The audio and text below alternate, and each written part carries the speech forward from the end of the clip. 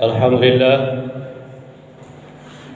الحمد لله رب العالمين أرسل رسوله بالهدى ودين الحق ليظهره على الدين كله وكفى بالله شهيدا أشهد أن لا إله إلا الله وحده لا شريك له وأشهد أن محمدا عبده ورسوله الذي لا نبي بعده اللهم فصل وسلم على سيدنا محمد النبي الأمي وعلى آله وصحبه أجمعين.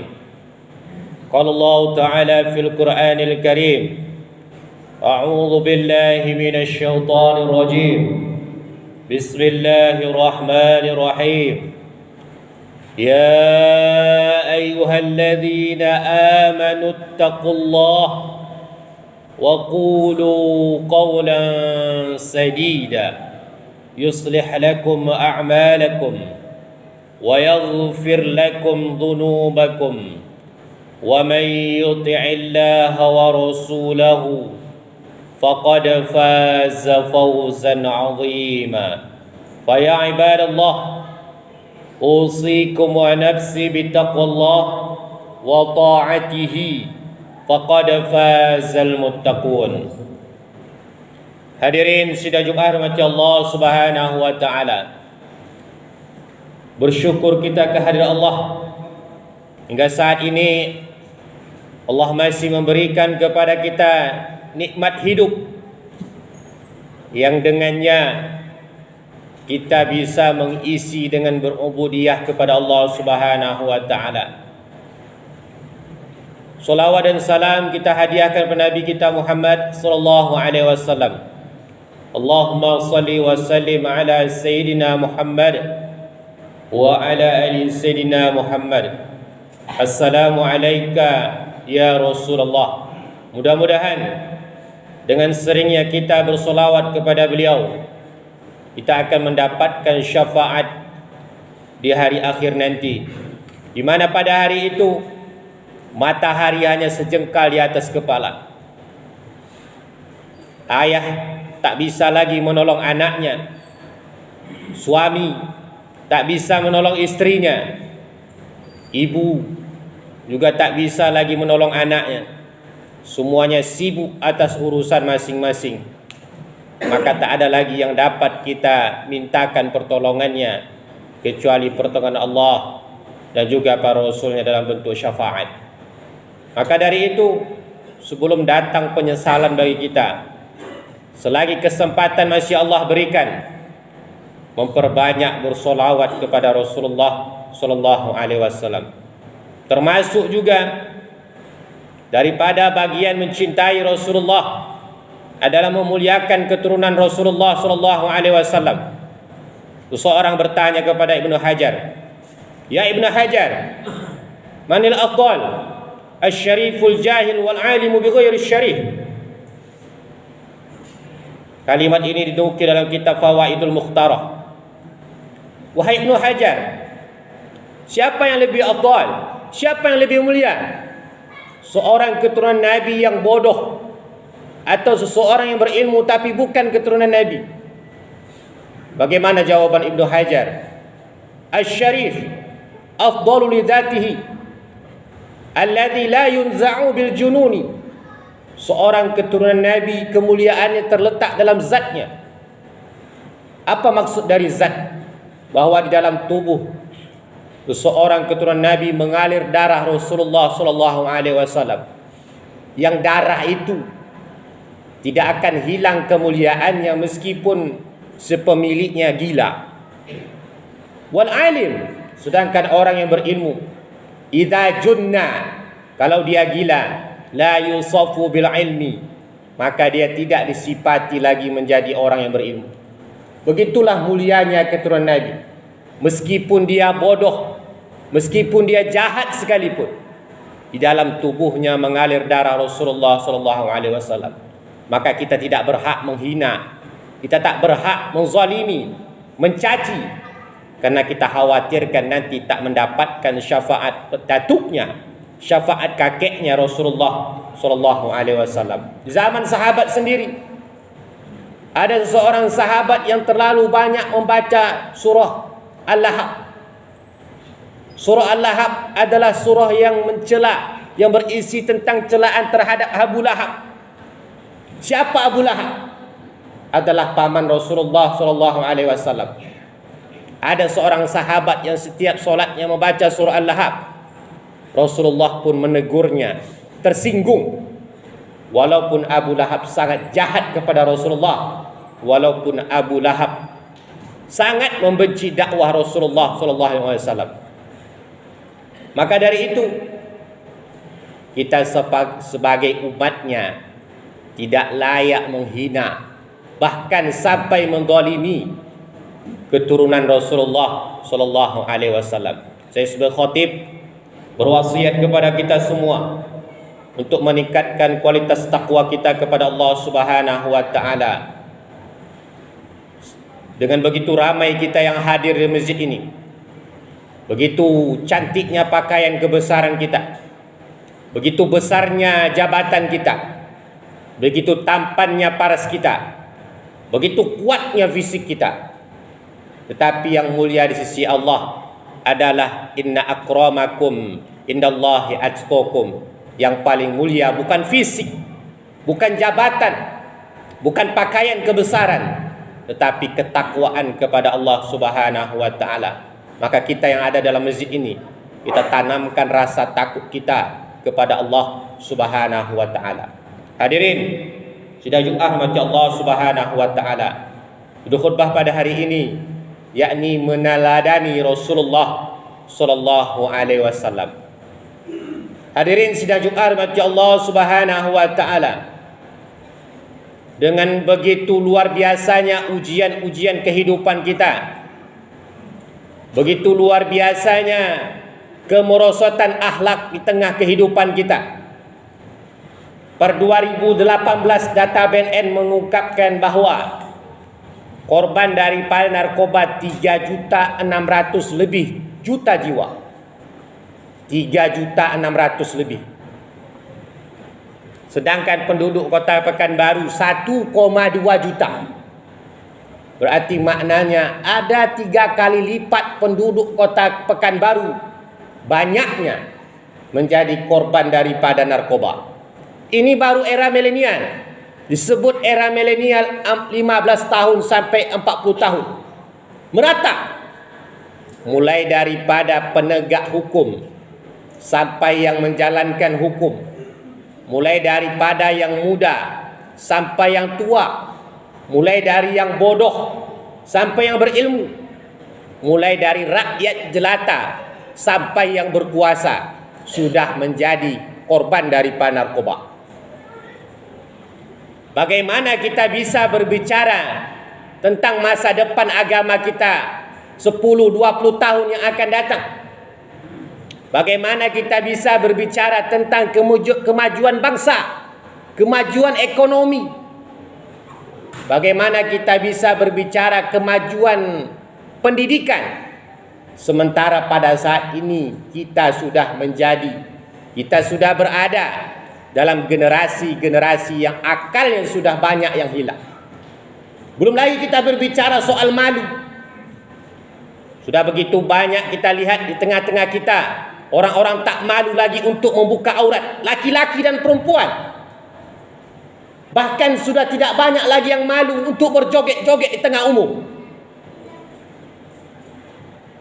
Mungkin pada saat ini kita menilai diri kita belum melakukannya. Bagaimana dengan orang-orang yang ada di sekitar kita? Anak kita, adik kita, keturunan kita. Kalau saat ini kita belum mengubahnya, maka tunggulah masa depan yang lebih hancur yang akan datang. Hadirin sidang Jumat rahmati Allah Subhanahu wa taala. Sebenarnya apa yang kita rasakan pada saat ini telah dulu terjadi di zaman Rasulullah sallallahu alaihi wasallam. Zaman Rasul dulu orang terbiasa teler. Di zaman Rasul dulu orang terbiasa berzina, perempuan menjadi budak nafsu, bahkan wanita dianggap makhluk yang sial, makhluk yang memperpendek kehormatan seseorang, sampai wanita ketika lahir dikuburkan hidup-hidup. Maka bagaimana masa dulu bisa berubah karena datangnya Rasulullah sallallahu alaihi wasallam? Maka apa yang kita rasakan pada saat ini tidak lain jalan keluarnya adalah mengembalikan kita dan generasi kita mencontoh Rasulullah sallallahu alaihi wasallam. Makanya Allah katakan dalam surah Al-Ahzab ayat 21, laqad kana lakum fi Rasulillahi uswatun hasanah. Sungguh-sungguh, Allah mulai ayat ini dengan dua kalimat taukid, kalimat lam, kalimat qad. Apa makna dari ayat ini? Bahwa pertanda betapa layaknya Rasulullah menjadi suri tauladan, dan betapa wajibnya kita menjadikan Rasulullah sebagai suri tauladan. Makanya Allah katakan, wa ma atakumur rasul fakhudhuhu. Apa yang diajarkan, apa yang didatangkan oleh Rasul, fakhudhuhu, maka ambillah. Wa ma nahakum anhu, maka apa yang dilarang oleh Rasul, fantahu, maka jauhilah. Hadirin sekalian rahmati Allah Subhanahu wa taala, lalu menjadi bahan evaluasi bagi kita. Jangankan mencontoh Rasulullah, sejarah Rasulullah sendiri kita sudah tahu apa belum? Berapa lama Rasulullah berdakwah? Berapa lama Rasulullah berdakwah di kota Mekah? Berapa lama Rasulullah berdakwah di kota Madinah? Berapa jumlah surah yang terima Rasul?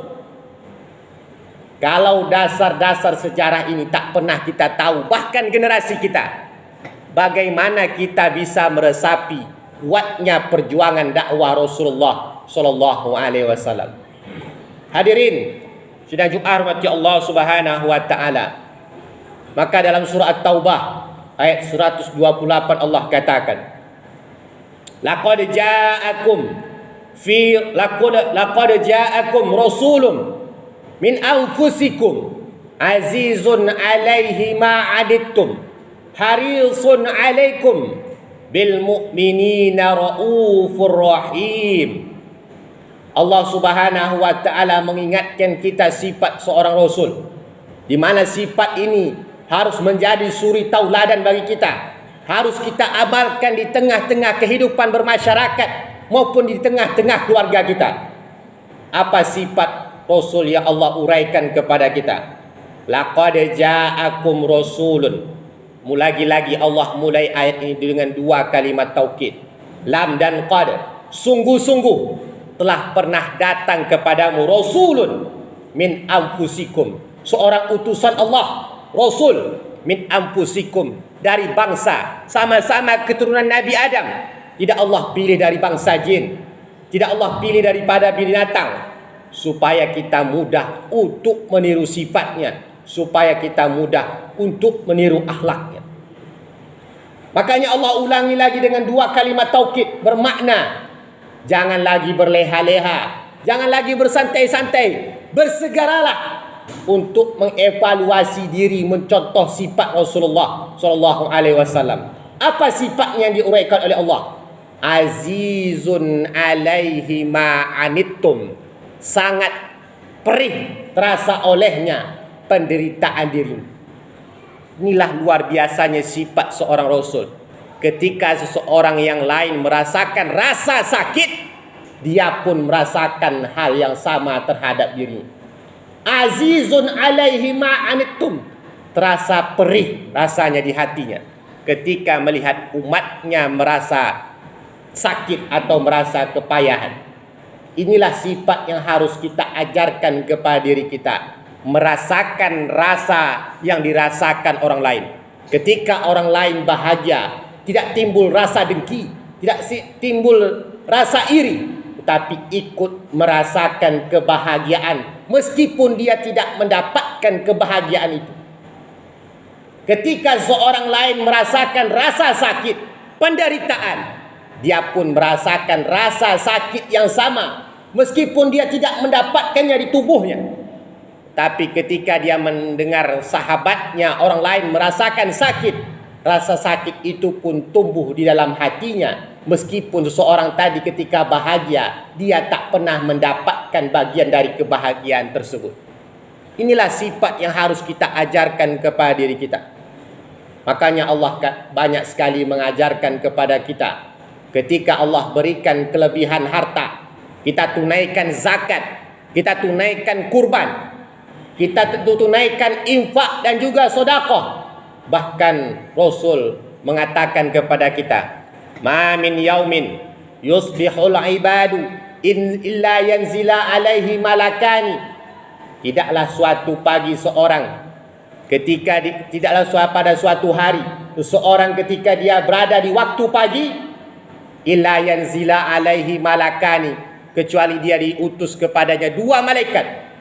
Apa tugas dua malaikat tersebut? Allahumma ati mumfikon khalafan. Ya Allah, berikan kepada orang yang menginfakkan hartanya di pagi hari ini khalafan, balasan yang berlipat ganda. Kemudian satu malaikat lagi berdoa, Allahumma ati mumsikan talafa. Ya Allah, berikan kebinasaan kepada orang yang menahan hartanya di waktu pagi ini. Begitulah luar biasanya ajaran Islam. Meskipun harta tersebut kita rasa adalah capaian peras keringat kita sendiri, kita merasakan harta yang kita dapatkan atas curahan darah kita sendiri, curahan air mata kita sendiri. Tetapi ketika sudah datang waktunya harta tersebut berlebih, harus kita sisihkan harta tersebut kepada orang yang berhak. Inilah yang dicontohkan oleh Rasulullah sallallahu alaihi wasallam. Rasul bukan manusia yang miskin. Rasul di akhir hayatnya dia berkurban unta, 100 ekor unta. Kalau satu ekor unta saja 30 juta paling murah. 100 ekor unta Rasulullah berkurban di akhir hayat. Tetapi hartanya, fisiknya, jiwanya dia wakafkan untuk berdakwah di jalan Allah Subhanahu wa taala. Lalu bagaimana dengan kita yang mengaku umat Rasulullah sallallahu alaihi wasallam? Bagaimana kita mengorbankan harta, mengorbankan fisik kita, mengorbankan jiwa, mengorbankan akal pikiran kita untuk kemajuan dakwah Rasulullah sallallahu alaihi wasallam. Kemudian yang kedua, sifat Rasulullah harisun alaikum, sangat menginginkan keselamatan bagi dirimu. Ini juga bagian dari ajaran Rasulullah sallallahu alaihi wasallam. Dakwah bukan hanya kewajiban Rasul, dakwah bukan hanya kewajiban khatib, kewajiban ustaz. Dakwah adalah kewajiban individual di tengah-tengah kita. Setiap kita berkewajiban untuk mendakwahkan Islam. Begitulah yang diajarkan Allah. Wal asri innal insana lafi khusr. Demi masa, sesungguhnya manusia itu semuanya dalam keadaan merugi. Illal ladzina amanu, kecuali orang-orang yang beriman. Wa amilus solihati, kemudian dia beramal solih. Wa tawasau bil haq, senantiasa dia berwasiat dalam kebenaran. Wa tawasau bil sabr, senantiasa berwasiat dalam kesabaran. Bukan hanya kewajiban kita untuk berwasiat dalam kebenaran, mengingatkan orang atas solat, tetapi juga ketika seseorang ditimpa musibah, kita juga harus watawasau bis sabr, berwasiat, nasihat, menasihati dalam kesabaran. Inilah kewajiban kita. Kalau kita belum pernah berkecimpung di dunia dakwah, tak pernah kita sisihkan harta kita, fisik kita, jiwa kita, akal kita untuk kemajuan dakwah Rasulullah, untuk kemajuan agama Allah Subhanahu wa taala, maka kita yang dikatakan Allah, innal insana lafi khusr, sesungguhnya manusia dalam keadaan merugi. Bil mu'minina raufur rahim, maka inilah sifat Rasul yang ketiga. Dengan orang-orang yang beriman senantiasa lemah lembut dan juga saling menyayangi. Inilah ajaran Rasulullah. Tak pernah Rasulullah mengajarkan untuk keras terhadap orang mukmin lalu berlemah lembut kepada orang kafir. Tetapi justru yang Rasul ajarkan adalah lemah lembut kepada orang-orang mukmin, lalu keras dalam orang kafir dalam hal akidah. Begitu banyak kita lihat di tengah-tengah kita, ketika berjumpa dengan orang-orang mukmin, begitu mudahnya untuk mengkafirkan, begitu mudahnya untuk membid'ahkan, begitu mudah menuduh sesat, begitu mudah menuduh liberal, begitu mudah menuduh radikal, padahal yang dia tuduh adalah sama-sama orang yang beriman kepada Allah Subhanahu wa taala. Ini yang diajarkan oleh Rasulullah untuk senantiasa raufur rahim, lemah lembut dan juga saling berkasih sayang. Barakallah li wa lakum bima fihi minal ayati wa dzikril hakim wa taqabbala minni wa minkum tilawatahu innahu wal ghafurur rahim. اللهم صل وسلم وزد وعلم وتفضل وبارك بجلالك وعمالك على أشرف العباد أبي القاسم سيدنا ومولانا محمد ورضي الله تبارك وتعالى عن كل صحابة رسول الله أجمعين.